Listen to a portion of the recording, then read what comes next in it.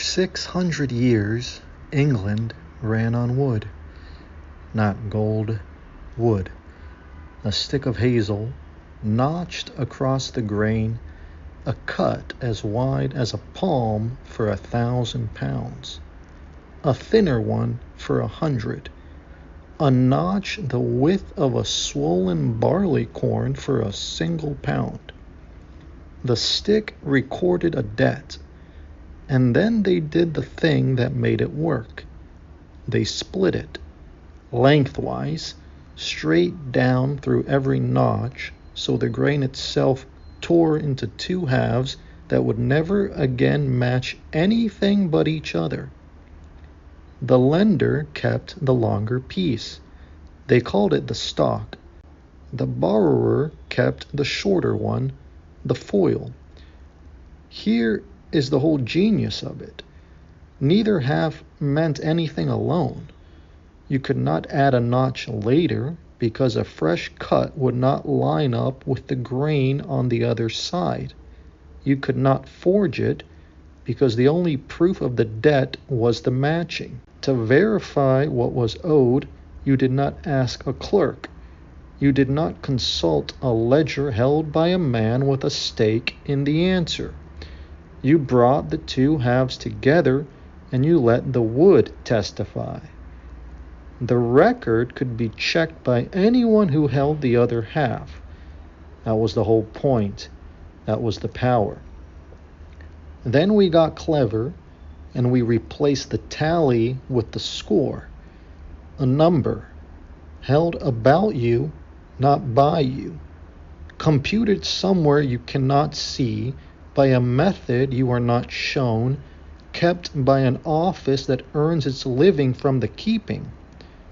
There is no second half anymore. There is no stick to match. There is a bureau and a number and the instruction to trust it. Be fair about what that bought us, because it was real. The score let strangers lend to strangers. It carried trust past the village, past the people who knew your face, out to the scale of nations. Whole economies stand on it. That is not a small inheritance. But be just as clear about what was handed away. A tally could not lie, because the lie would not match. A score can be wrong in the only way that matters, and you cannot bring the halves together to prove it. You can dispute it, you can petition, you can wait. What you cannot do is recompute it. The memory of your own reliability was lifted out of your hands and set into a stockpile where you became a row, a figure, a thing to be measured against and optimized. And the one fact you most need, whether the number is even true, is the single fact you are not permitted to derive. Credit is the oldest enforcement question there is. Will you pay? Will you deliver? Will you be good for it? And for most of history, we answered it the same way, even when we forgot we were doing it. By laying down a record before the trust was extended. A record closed while the deeds were still fresh, one that no one could reach back into and improve. Enforcement precedes execution.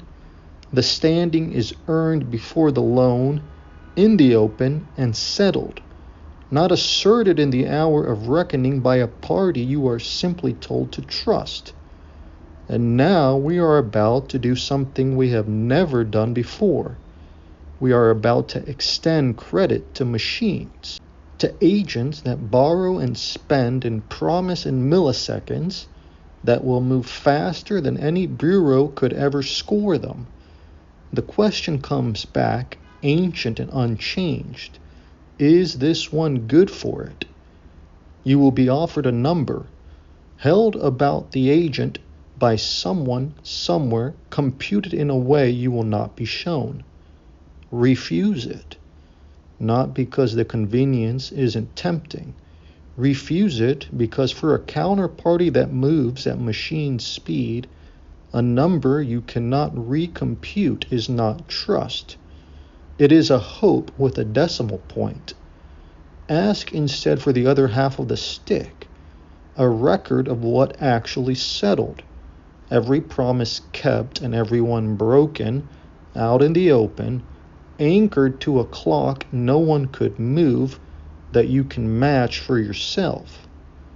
Wins and losses, notched in the grain, not a score you are told to trust, a record you re-derive. This is not commentary.